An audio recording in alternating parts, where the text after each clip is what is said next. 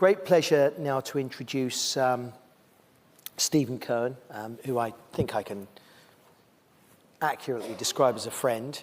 Stephen and I met each other a few years ago. I first met Stephen at his offices in Washington, D.C., and I emerged blinking into the light about an hour and a half later, having had one of the most illuminating and interesting conversations of my professional life. I can honestly, truly say that was the case. And I can remember picking up the telephone to Tom Devlin, who you heard from earlier, my colleague, and oblivious actually to the fact that he was 5 or 6 hours behind.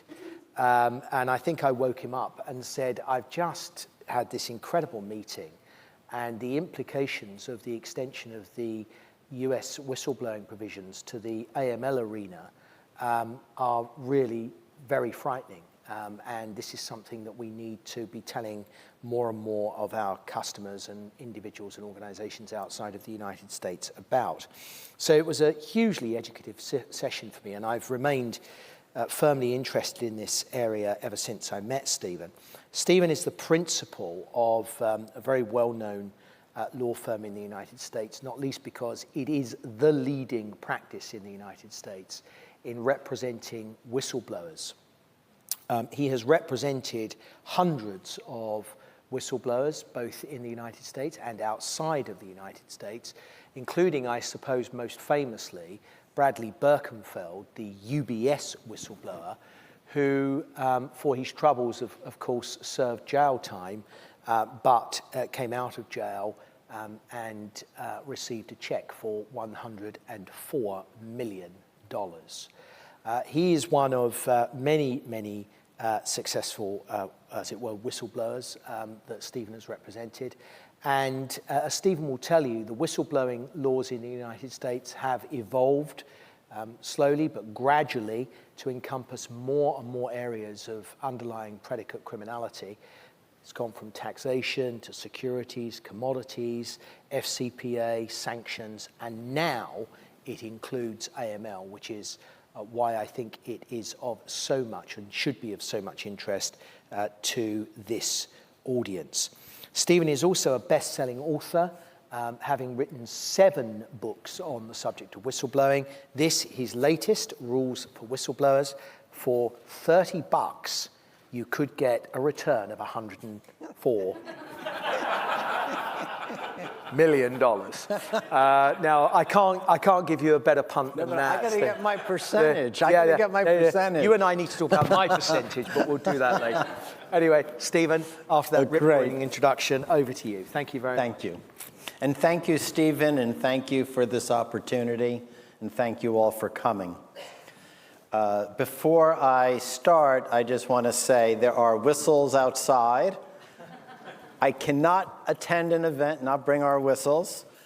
And there's also a small little flyer that has the QR codes for a lot of information, including our law library that's free, all the whistleblower laws online, and various information that I think you could find of use.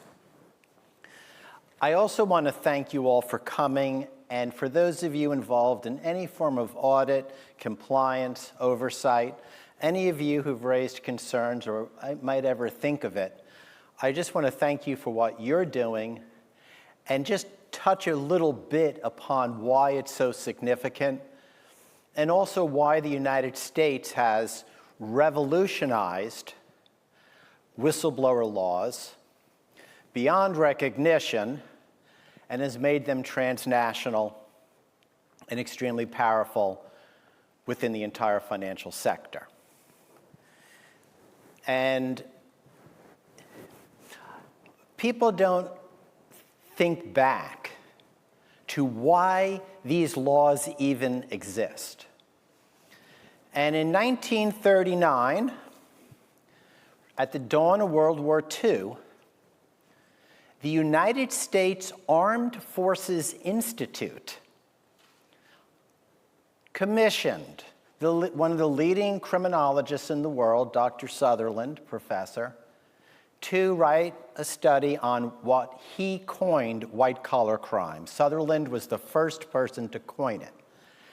And you have to think, why would the Army at the dawn of World War II, be so interested in developing a new theory of crime covering corporate crime? And this is what Sutherland wrote in his first book, 1939.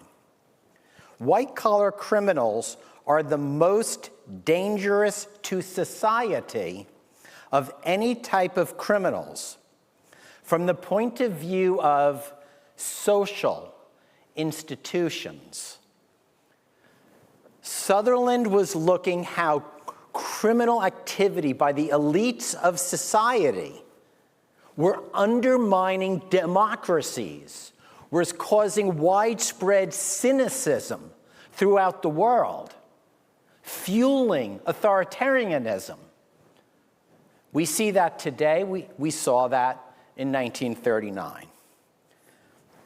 He called white-collar crimes indirect, devious, anonymous, and impersonal. And here's his quote.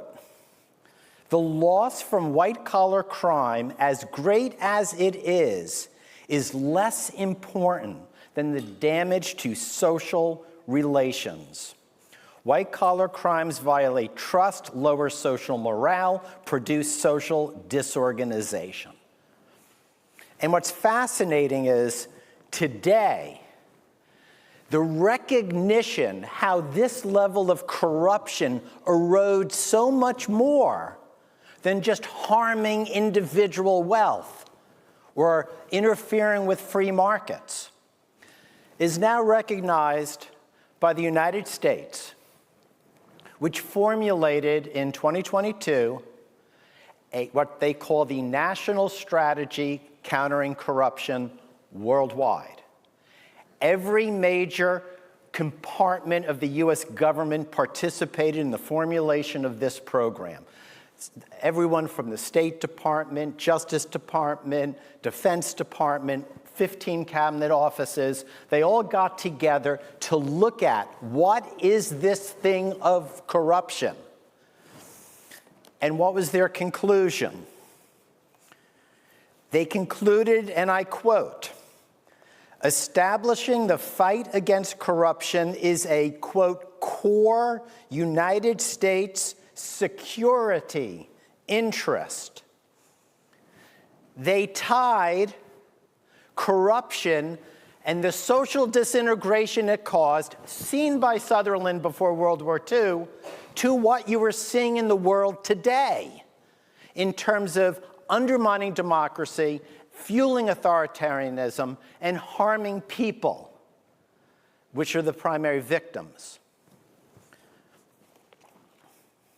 And that is why we, in my firm, are here today and why we go to many places to talk about this, because the issues we're dealing with are so much more important than just winning for a whistleblower or holding a particular company accountable.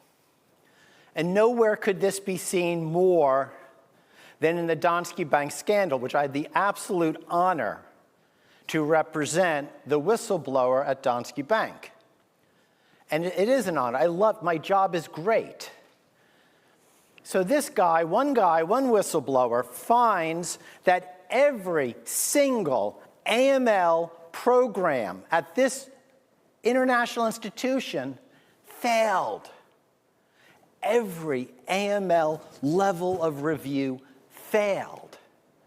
And didn't just fail once, over an over 10-year period of time. And then, after his allegations came public and the bank reviewed his issues, they validated him, but found that $240 billion, and it's all on the page, you can look it up online, it's all there in the bank report itself, $240 billion had been laundered primarily from Russia, some of the other former Soviet republics, through the Danske Bank, targeted because it was a nice little clean Scandinavian bank looking cool. Boom, through the world financial system, 240 billion dirty money from Russia, including from the Putin family, from the FSB, over years. I do not know how much money was then used to pay off the oligarchs and give Putin this incredible power in Russia, but he needed money to do that. He needed his pals to have that money. And I don't know how much it fueled the social disintegration that we are seeing, but I will say right now, $240 billion can get you into a lot of trouble worldwide, and maybe we're not going to dig out of it anytime soon. Who knows? But what we do know is that the experts who have looked at this have concluded that white-collar crime is the most dangerous type of criminal activity worldwide. So that banker who lets some accounts go through turns their back on knowing who the clients are, which was happening extensively at Danske. Don't report some suspicious activities, et cetera, you know what I mean. The Danske Bank scandal also fueled the United States passing its most recent, very powerful whistleblower law, the AML and Sanctions whistleblower law in 2022, December of 2022. We worked on that law for 2 years. We pointed to the Danske scandal, and it was passed unanimously by the Senate and the House.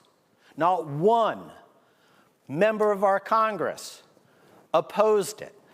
And they could have, because it was attached to a budget, the very last bill approved in the last Congress. It was very easy for someone to sabotage it. But I was told by our friends on the Hill who said, when people said, well, why should we support this? And they said, Russia. And it went through. This law, which follows on Dodd-Frank, permits bankers, anyone in financial services, to report violations of AML sanctions and the Bank Secrecy Act worldwide, has extremely strong protections for anonymity and confidentiality. So no one will ever know who the whistleblower is. Believe me, there have been thousands of whistleblowers, and they keep it secret, and collect 10 to 30% of whatever sanction comes in. And the government does pay. So he said, I got a $100 million award for my client in UBS. There have been many others. It's mandatory, 10 to 30, no limit. If it's a $100 million sanction, that whistleblower must get $10 to $30 million, period, judicially enforceable. So this law went through and is now beginning to have impact. That's just the introduction. I don't know how much, now we'll go to the PowerPoint. I just had to say all that. So you can see that it's recognized that our laws are transnational. And I can go into the details of how that is, but you can just get it out of the book. It'll explain it. Believe me, it covers the worldwide economy. And they do pay. The SEC, even before AML was ever passed, paid, since Dodd-Frank was enacted, $2 billion to whistleblowers. This just tells you which laws have it: tax, bribery, money laundering, bank secrecy, sanctions, commodities, securities, confidentiality, 10 to 30%, $2 billion since 2014. These are the statistics for international whistleblowing under the Foreign Corrupt Practices Act for a 10-year period of time. It's the only time period we have statistics. I show this because you can see whistleblowers are coming from around the world using these laws. And you can see under this, UK is number 2, but I can tell you UK is really number 1. What it means is that whistleblowers from these foreign countries are filing their cases in the United States. They're learning about the laws, they work. And this is the true revolution. And this is why these laws are so effective. And the mythology and the stereotypes and the bickering about are whistleblowers disgruntled, are whistleblowers this or that, is all passé. The laws work. So 2 years into Dodd-Frank, 2 years, the SEC got 3,000 tips. 2023, 18,000. That year, under the other laws, commodities, tax, treasury, you probably had about 30,000 whistleblowers coming in. It's working. And this shows the amount of awards being given. It takes time to process, but you can see, as of the end of fiscal 2023, it was 1.8 billion, but now it's topped over 2 billion. SEC alone. This is before AML was even passed. We've already covered Danske.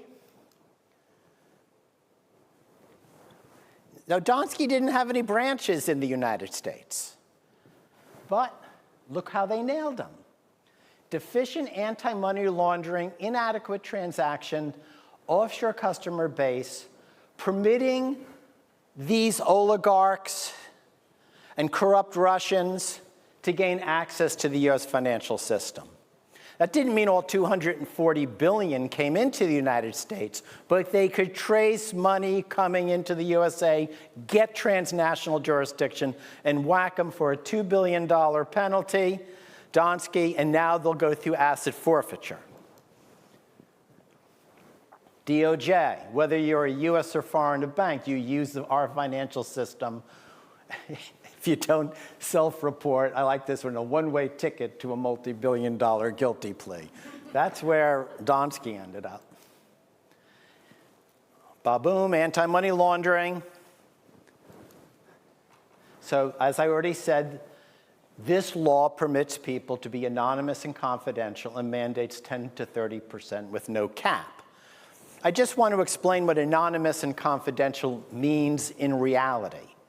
They will not know who you are. It's not just keeping the name of the whistleblower secret. It's protecting any secondary information. It means the investigations are usually a little more difficult for the government and take more time because they have to backsource all the information. My largest case ever, which was not UBS, another case, I can't talk about it because the company never knew there was a whistleblower.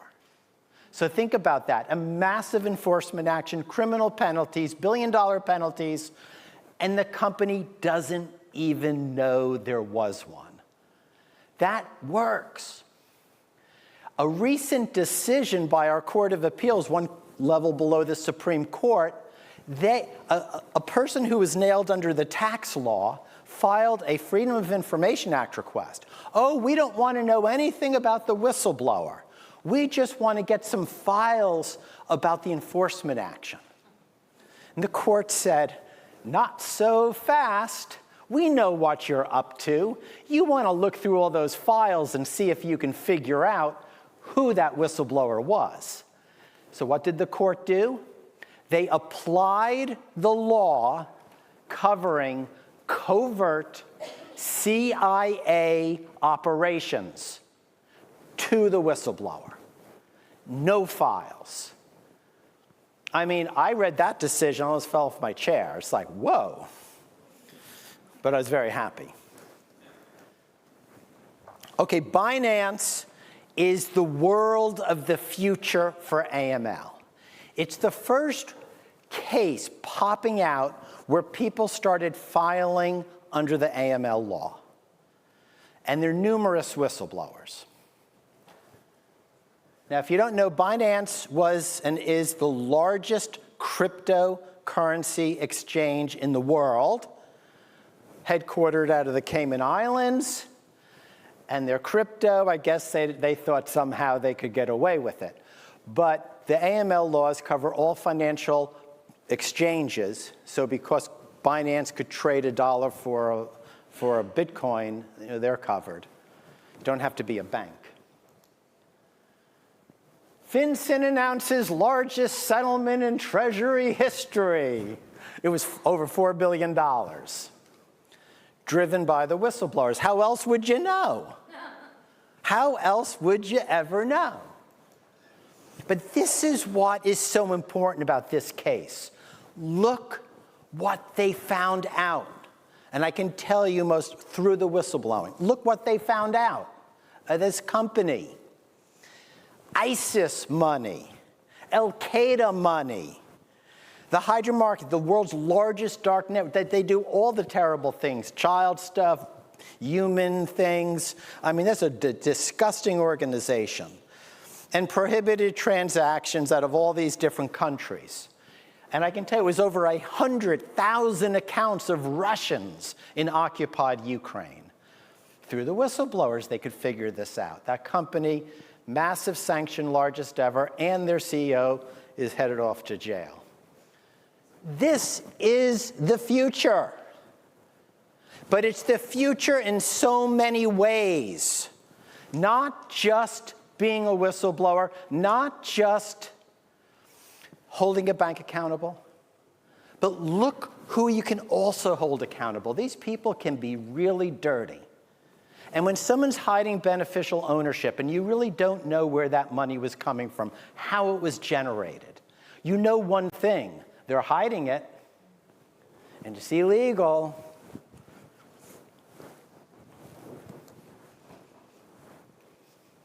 You all know about, through the great work of Stephen and others, what are the basic frameworks of AML and bank secrecy. But if you think about these controls, and if you apply them transnationally, you can really fight corruption, big and small.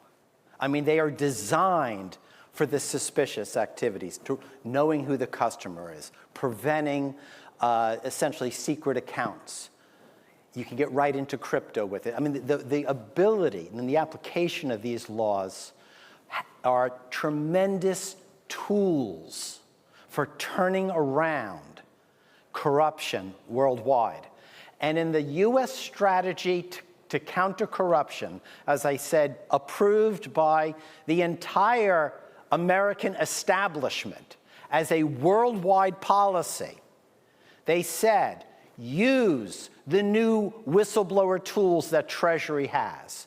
They also said, this is first time ever the United States of America stands in, quote, solidarity with whistleblowers worldwide. Because for the first time, the US government, as official policy, was looking at these cases, looking at these laws, and concluding this is a big deal. For the first time, we can really detect these wrongdoers. And that's the future, I hope. I hope these laws remain, I hope they grow, and I hope other countries finally pick up. But until they do, they're open for business worldwide, which I don't mind. Now, this is funny. As I say is, and I wish I had the decisions. You can look it up if you do this thing and you hit this law library, you can go straight and you can find every single award decision issued by the Commodity Futures Trading Commission and the SEC. And you can see how they do it, and you can see how they mask all information. So they actually never tie a case to a whistleblower. Just like in my largest case, the company never knew. They don't say whistleblower from UBS or whistleblower from Binance. They will never say that. The lawyers sometimes say it. So we did it. We got permission from our client in UBS, and every once in a while. But most clients never want anyone to know anything. But what we do is we match the cases where a whistleblower is eligible for an award with sanctions that are issued, and understanding about 80% of all their enforcement actions are whistleblower driven. And again, that number still is one that you construct because they're very secretive, as they must be under law, AKA CIA covert operation. But check this out. The Commodity Futures Trading Commission, because they took jurisdiction over commodity markets and market manipulation. This is a tiny regulatory agency with a $350 million annual budget, and their whistleblower office has a $10 million budget. And right now in Congress, we are fighting with bipartisan support to increase it because there's not enough money. But look at the amount of sanctions that this little agency is driving from all these different entities. Look how much: 100 million, 10 million, 1.5, 75, 100, 475. And look at the countries. That's just, all this is telling you is that the laws work and they're transnational. More. Oh, these are the ones from UK, and I pulled this out a couple of years ago just for UK and Canadian banks, just to make a point. This list goes on, and you can see what's happening. These are the money laundering cases since the AML law was passed. And you can see what's going on. It's going to grow. And as the money laundering law is run by FinCEN, and that's what she's saying. Total support from the US government. The new situation, leveraging. So this is now another thing going on. So the US government, you know, paying the whistleblower is a tool. It's an incentivization. The goal is compliance. The goal is accountability. So look what they have done. We've seen this for years, by the way. We've seen how the whistleblowing laws fuel increased investment in internal compliance. And you can see it through orders that are issued, through corporate behavior. And many people have spoken about the impact that these laws have in increasing budgets for internal compliance, and especially in the United States. For the first time, the DOJ has created a new program this year, 2024, building on the existing programs. This one covers asset forfeiture, which is very large. But they've now been explicit. They've come straight out and said, I'll get to this, you'll like this one, we'll go back. They've come straight out and said, we are going to use the whistleblower laws to force companies to do a better job in compliance. It'll work. So, the magic number. What is the magic number? It's not 7. It's not 11. It's 120. And here's what Justice did just in the last 2 months, building off of what the SEC has done and Commodities has done. This has been building. 120 is the magic number. This is what they did.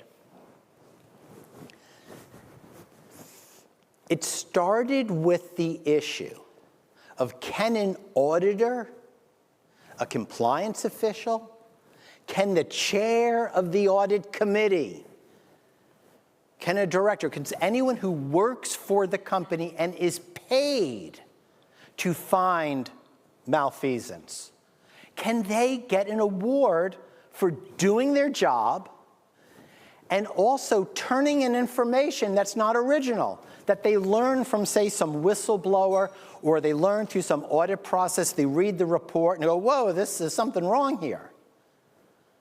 Can they get an award? And this was a gigantic fight because Wall Street said, no, no, no, we're paying these people. And we said, yes, yes, yes, they're great whistleblowers. Thank God we won with a compromise. 120. If a company learns of a potential fraud, AML violation, securities, bribery, tax, all the laws covered, if they learn of it through a whistleblower disclosure, an audit report, anything, that company should report, self-report, that information within 120 days of learning of the issue. And if the company doesn't self-report, the world of the whistleblower blows up like a volcano. In that 120-day time period, the original source of the allegation is covered, just like under a typical whistleblower law. 120 days go by and the company is not self-reported, press the button. Every person in the compliance world can apply, get 10 to 30%, become a multimillionaire anonymously and confidentially. From the chair of the audit committee to the hotline operator who took the original call. And that's what they said. They said, if you don't have sufficient compliance, we'll give you, and how do we know you do? 120. And if you don't, all your compliance people can qualify. And that has been happening. 120 is the number. But it gets better. So DOJ this year, looking at this, they said, man, we're really going to go wild on this one. They jumped on the 120, and they then said something different. If a company turns themselves in within the 120-day time period, they will not be criminally prosecuted. And I can tell you fines and penalties will go way down. It will be a presumption of no criminal prosecution. So it's not guaranteed. Things might be really egregious, but it's a presumption. So they did a radical carrot and stick, if you think about it. Whistleblower reports internally. The clock is ticking. The company can self-report, escape heavy fines, escape criminal penalties, and escape having their entire compliance department turn against them. At least the smart people, if you ask me. I mean, I don't know why you wouldn't report. Versus stick your head in the sand, cover up, obfuscate, which is still business as usual, let the 120 days go by. You will get whacked, not just for the violation, but for failure to have adequate internal controls. It's 120. So when announcing this 120-day thing this year, this was in August, this is what the DOJ said. We're doubling down on a proven strategy. And yes, whistleblowing is a proven strategy to ferret out criminal activity. Like the old wanted posters. The Dodd-Frank created the whistleblower programs that really work. So the whistleblower under the new program, very similar to the old, but it was made administratively. There wasn't even a law passed. DOJ just did this. So it has it's not as strong as what Congress can do, but it's about as good as DOJ could do on their own. But you can get awards. But here's what they said. This is the DOJ press release. To encourage prompt reporting, the pilot program creates a narrow window for companies to report the same misconduct that the whistleblowers may have reported internally. If the company receives a whistleblower's internal report and then self-discloses the allegations within 120 days, the company remains eligible for this VSD program, which is a lot of benefits, including no prosecution. And this is what one of the big defense firms, how they described it. Hogan & Lovells, big white-collar defense firm in the United States.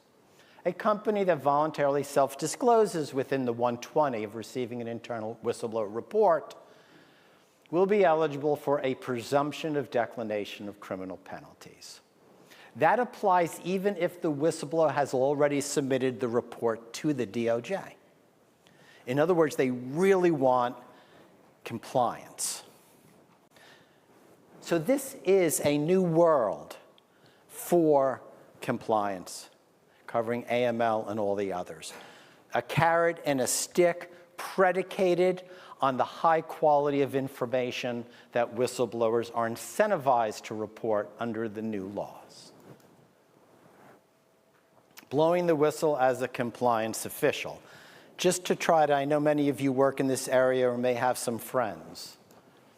Basically, compliance officials can file claims if the company does not report to the government in a timely manner.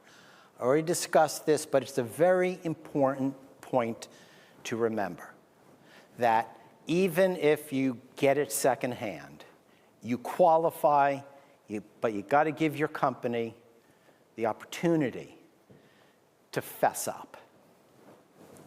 They don't. Such employees and partners, attorneys must wait the 120 days, and then you can qualify. The 120-day rule, that's what we call it. You wait the 120, you're in. Additionally, you don't have to wait the 120 days if two things occur. First, prevent substantial injury. And that was done for something like the Enron case. If the whistleblower, internal compliance or otherwise, they know there's going to be some big, bad thing occur, they can go straight out. But again, 120 kind of is a safe harbor. Most people wait. But this is the best one. If the company is impeding the investigation, in other words, if there's any cover-up whatsoever, including harassment or retaliation against the whistleblower. If the company decides to retaliate against the internal whistleblower, they are impeding the investigation. That means if you're in compliance and you see that happening, bingo, you can report immediately. Again, you can see how they're constructing this. This was just an award given on September 23, 2024 by CFTC. It just came out like a week ago. Claimant's information is original even though he, she obtained his, her information as, quote, an employee whose principal duties involved compliance or internal audit. They've been paying these awards to auditors, compliance people, and directors.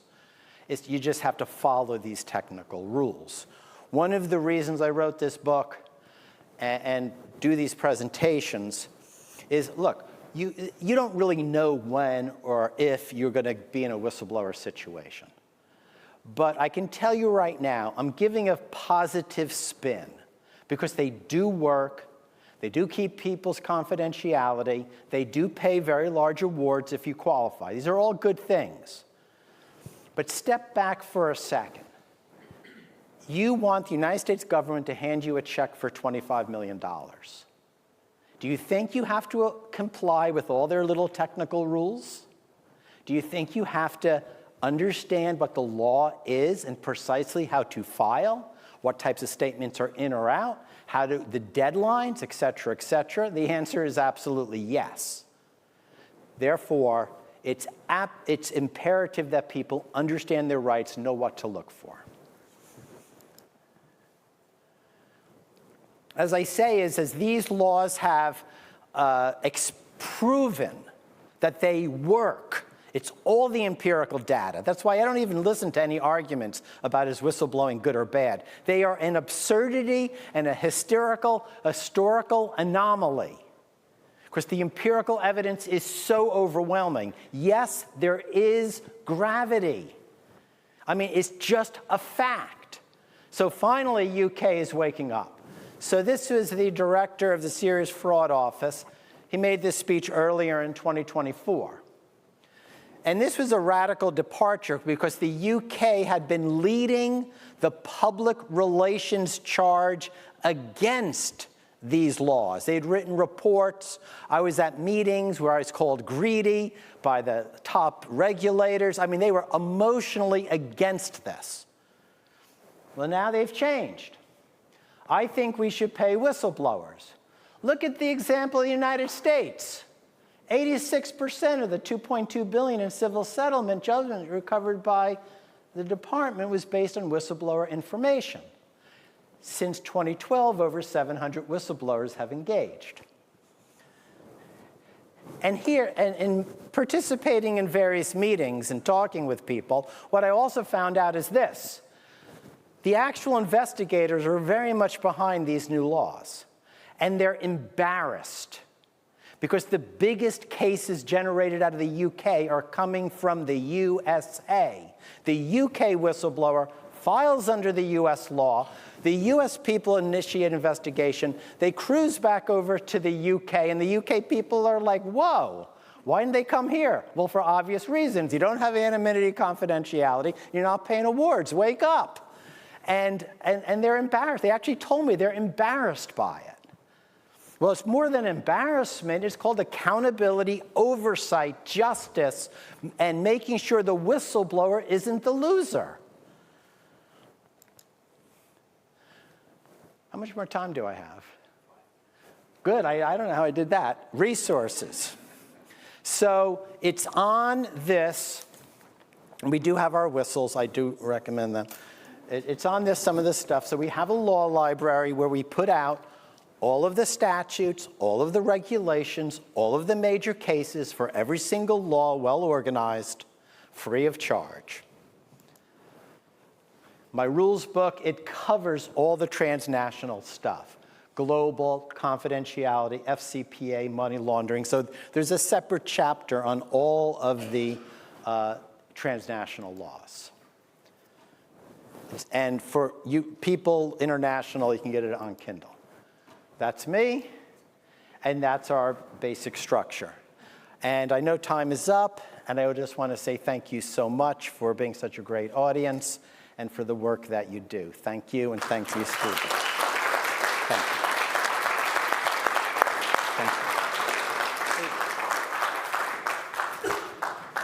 you. Okay, Stephen, whistle-stop tour, and no pun intended. It was brilliant. This is and I thought this when we first met, is literally a paradigm shift in how to encourage compliance, right? Because what you've described here, Stephen, is essentially an extreme form of privatization of law enforcement through an alignment of powerful economic interests. You've got the economic interests of the whistleblower who wants to check, the economic interests of the whistleblower's lawyer who acts on a contingency fee basis and is only going to take the case if he thinks it's a slam dunk, right? Yes. And Not a slam dunk. We will take the case if it looks good, but also if it has major social impact. Okay. And thirdly, the economic interests of the government, right? That doesn't want to just prosecute these cases under its own steam, because if it prosecutes them under its own steam, we get miserable statistics as we see in the UK around prosecution levels, right? It's hard work. So you dangle an enormous carrot in front of a whistleblower and you wield a huge stick over financial institutions in the form of, if you don't do something within 120 days of finding out that something's wrong, you get economic alignment and you get action. And this is just absolutely remarkable. And so what you're saying essentially is that you've got UK-based whistleblowers, they've got no nexus with the US, they come to be in possession of information about their employer, whether that's a US employer or not, and they blow the whistle in the US. The US then starts an investigation and brings that information back to the UK authorities, and we see enforcement action as a consequence. That's right, isn't it? Correct. And just so you know, it's the other party that benefits are the victims of these crimes. The SEC at last told, I think, returned $1.2 billion to victims. One day I actually got a check for $5,000 sent to me out of who knows where from some company said, based on the disgorgement fund, they have to pay back the victims if they can track them down. The other thing in terms of alignment, it's not just the financial interests. The government wants the whistleblower to remain anonymous and confidential and to be fully protected. Because if the company doesn't know who the whistleblower is, they can't do an analysis to mitigate damage. And many of our whistleblowers still work for the company. And you can be a participant and still qualify. You can be a director sitting we've had them. We've had high-level executives, people in the control group of multinational corporations, and the company doesn't know who they are. So when the DOJ or the SEC or Treasury comes knocking at the door and commencing an investigation, and the company kind of thinks this must be a whistleblower case, they don't know how to do damage control. So they're much more honest. Because the cases where they cover up the information that the whistleblower had, and then the company doesn't self-report it in the investigation, those cases get double penalties and often an obstruction of justice criminal penalty. So this thing aligns the interests in so many ways that, again, I don't think anyone actually predicted this or saw how far this would go or how effective it would be. They just passed these laws, and they just worked remarkable. And then they passed the next one, building off of the next one. That's why this new DOJ pilot program is so important, because for the first time they've said, we're going to take everything we've done before and flip it to force these companies to either do adequate compliance or they're going to pay. And that's a big deal. So there are situations in which an organization gets hit with an investigation. It comes out of a clear blue sky. They're sitting there around the boardroom table thinking, well, where's this come from? But we know we're now, we're in the crosshairs, right? And one of the individuals sitting around the boardroom table discussing their response to that is the whistleblower, and the organization has no clue. Yes, and under the case law, that whistleblower never has to say or do a thing that would reveal their undercover status, including, but not limited to, if they are invited into a meeting with the company lawyers to discuss a defense strategy. So under the case law, they can't proactively tell them how to do their defense, but they can answer any question they're asked, and they never have to reveal they're an informant. And the United States can't use the attorney-client information that whistleblower may have learned at the meeting, but they don't have to reveal themselves. So that's what's so effective about this. That whistleblower can be in the criminal enterprise and never be revealed. And we just did a case out of a European country.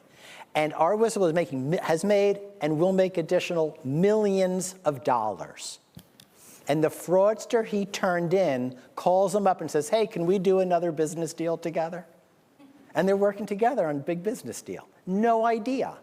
That's how it should be. What was the motivation for this? Was the motivation for the extension of the whistleblowing provisions to AML driven partly by US financial institutions that wanted to compete on a level playing field with non-US financial institutions? Was that part of it? No, so the concept of fair competition underlies all of the whistleblower laws. You have to take the profit out of corruption so an honest company can honestly compete in the worldwide markets. That's a given. But on the AML law particularly, because it was passed attached to a budget on the very last day of the congressional session, the reason it was passed was Russia, period. There were senators who wanted to put a hold on it and said, we need more time to study it, and our supporters went up to them and said, Russia, Russian oligarchs, and it went through. And we see that with a lot of our laws. Dodd-Frank, following the big financial collapse in 2008, and other laws, our whistleblower will follow a scandal. But it was Russia that drove that law. Okay, so you are an individual sitting in a financial institution in Jersey, in London, wherever, and you know that the AML program within your organization is seriously flawed. And as a consequence, business is being done with toxic actors, right? Well, no, let's start again. You're in that scenario and you know that your organization is facilitating the evasion of US taxes. That's the Birkenfeld scenario. And you blow the whistle. The US in that case is interested, it wants that information, it wants to reward that whistleblower because it is the victim, right? US taxes are being evaded, it's the victim. When it comes to AML, the US government is not the victim. Why are they interested? If you read the strategy in AML, Russia, et cetera, people understand that money flows internationally. And so specifically, and the OECD pointed this out in their audit that was totally in support of our program. Every foreign bribe that's large is probably a money laundering case. That government official from Indonesia or Vietnam or the Congo most likely set up an account hiding beneficial ownership. The banks took it in. They didn't report KYC. So if you think about corruption, drug dealing, Mexico and all the drug cartels, as you could see through Bayance, you could see it was international terrorists using these systems. So essentially all the bad things in the world that happen in large scale, many of them enter the international banking system. I mean, if somebody is trafficking in women in like some city and they open an account for $2,000, they have committed a violation of the Bank Secrecy Act because they're using the financial system to facilitate a crime. So I believe that that's what is going on. I think between the Danske case, when they saw how bad it was, because they could follow some of the flows of this Russian money to bribery schemes and nasty activities. So once they could, you really put your arms around how money laundering facilitates so much criminal activity, that's it. That's what happened. And that's why I believe, you know, these laws are new, cases are being filed, but as I stand here right now, 5 years from now, the numbers in money laundering will be larger than anything you've ever seen. They want these cases, including sanctions are covered. I turn in a sanctions violation case, I get calls the next day. They want to use these laws on sanctions and money laundering, and it's definitely being aggressively applied. And to be clear, they are interested in whistleblowing about non-US financial institutions where those institutions are contaminating the international financial system through, for example, access to the dollar. Yeah, absolutely. So the thing, if it's a large amount of money, a large institution, they will work overtime to figure out international jurisdiction. And that's what's going on. So the United States, either through the statutes themselves or their interpretation of them, have pushed out transnational jurisdiction as far as it can go. The reason for that is our first international anti-corruption law was the Foreign Corrupt Practices Act. And US businesses were complaining that these international companies could pay bribes and they couldn't. And they tried to repeal the Foreign Corrupt Practices Act. Instead, they amended it to increase transnational jurisdiction. To get a level playing field. Yeah, because that's what they wanted. So now if you look at FCPA cases, the majority of those cases are non-US. They're cases where they do trade, where they're licensed out of London or Hong Kong or an international market. They're all covered. So that's the deal. So if we turn a case in and we don't even understand how it's international, the odds are they will, and they'll work overtime to do it. Now, a lot of senior people that I speak to about this, their immediate, almost instinctive reaction is, for a start, I mean, if you look at it culturally, whistleblowing in most US law firms is part of the employment law division, right?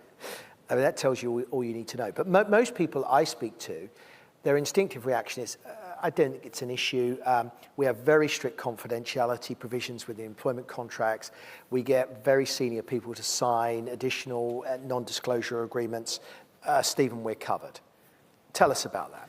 Okay, and you can read the book. NDAs out, and they are properly viewed as an obstruction. The SEC is now sanctioning company after company just for having an NDA. So they've not only found them void, an NDA is a securities law violation equal to, say, insider trading. They view a contract that restricts the right of anybody, an investor, an employee, of giving information to the US government about potential crimes, void and a violation of law unto itself. So we love NDAs. We can walk in with a securities violation right at the beginning and always ask the question, what's the company trying to hide? I love NDAs. So literally, I do. So equals. You can't protect yourself as an employer through employment contracts. You can't do it through NDAs. The only way you can protect yourself against this is to ensure that you are in a state of full compliance. That's correct. And if not, beware. And they're sending the message. I also want to say one thing. What's the odds of stumbling on a $240 billion scandal? Not very high. And what's the odds? Even in Bryant, there were numerous whistleblowers. I've been told by one agency that they've gotten like 12 applications. So someone may have found the ISIS case, someone may have had the North Korean case, whatever. In the Danske case, one banker who wasn't involved in any of the transactions was asked as a favor to look over one account during an audit reconciliation end of the year process. He found the problems in one account. He turned it into the company. And out of curiosity, 8 months later, he decides, and he's working in Estonia, but he knows about the UK thing where you can pay £5 and get LLC records. From what house is that? Company's house. Yeah, whichever. So he knows all about that. So he goes on his own, he pays like £30 and looks up 8 companies that he thought might be suspicious. All 8 had the same problem as the one he found. So he sends an internal report to audit saying 10. Audit comes in, they do the review, they validate him. But then the report's stamped draft. And under Danish law, they don't have to report it to the regulator until it becomes the final audit, which then was never going to happen. So what I'm saying is that little find triggered a multi-year, multi-agency, multi-government investigation resulting in $240 billion of wrongdoing. So if you're working there and you find these suspicious activities, these anomalies, that's what you're looking for. You won't find the hurricane. You're going to find the pieces of evidence, and then you really need to know what to look for. But you need to know what the laws are. You need to know how you can protect yourself, how you can be confidential, the risks of going internal, the benefits. You need to know all this. Now, as with most things in life, where America goes, certainly in the UK, we inevitably follow. There's normally a lag, 5, 10 years, whatever. It seems to me the lag on things generally seems to get ever shorter. You have been involved in discussions with parliamentarians in the UK. When we last chatted, you were talking to a parliamentary committee about this. What's the attitude in the UK about whether or not they're going to follow these rules? It's still uphill, to be honest. I think that the Serious Fraud Office might be able to get over some of the cultural and biases. There's a lot of support in Parliament from all three parties, Liberal, Conservative, and Labour, to get it done. And there's right now an investigation being conducted by RUSI, your most prestigious think tank, into these laws. And again, RUSI, I guess, is a national security organization, but they're tying it all into fighting corruption. And when that report comes out, if that report validates these laws, then I think UK will be on its way. It's fascinating. Does anybody else have any questions for Stephen before we wrap up? I've got one here about, talk about the cultural biases, because I was reading about this 10, 15 years ago, and looking at what America was doing and thinking, why aren't the UK following up on that? So what are some of those cultural biases that you've alluded to in not coming forward sooner and joining the US in this approach? Well, being here in the UK, I got to be polite. So I have to say cultural biases.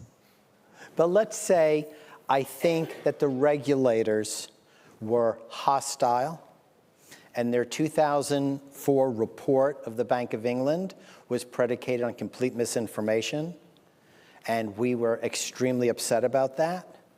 And we've now refuted it with empirical evidence down the line.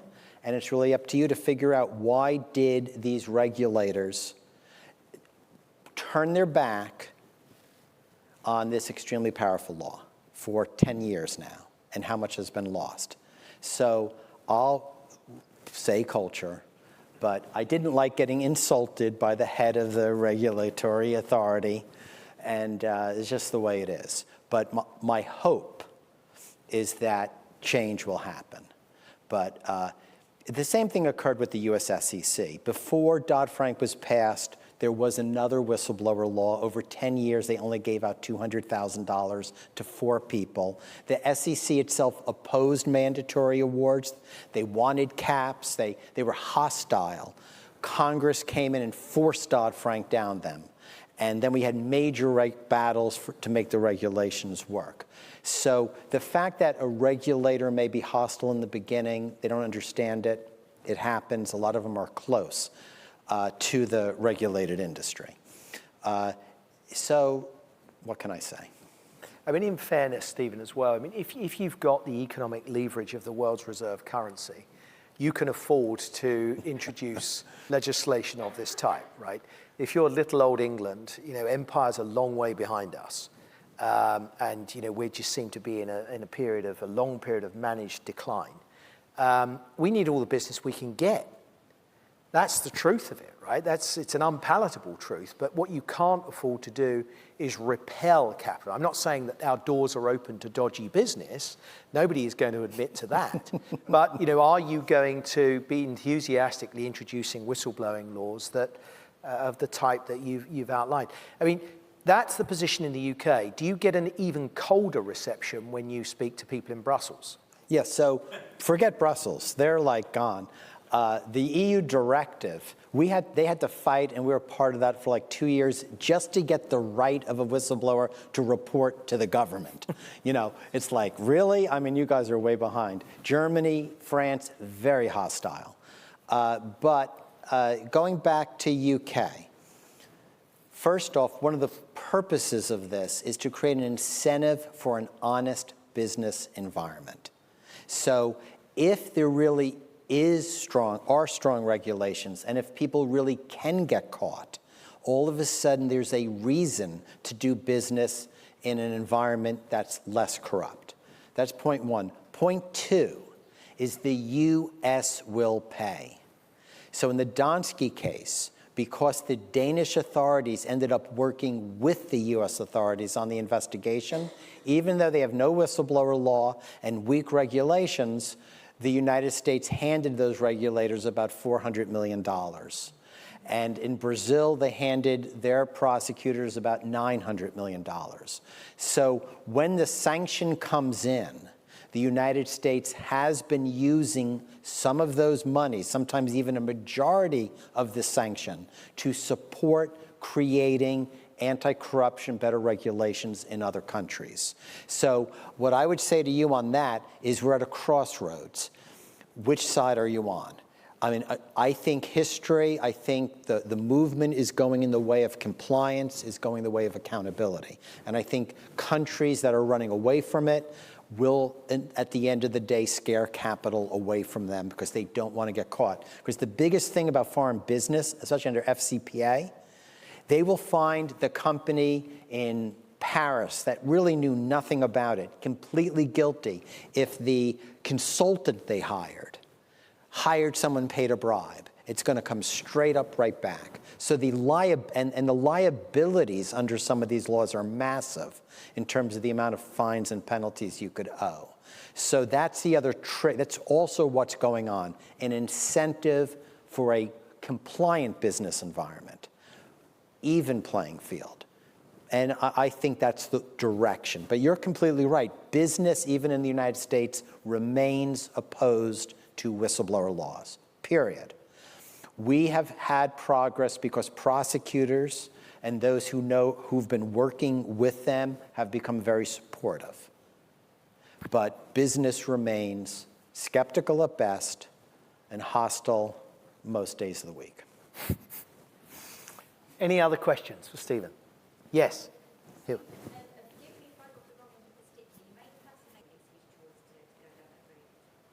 So it's a great question. So the whistleblowing was against a company engaged in wrongdoing, multi-year investigation, found guilty, whistleblowers qualified.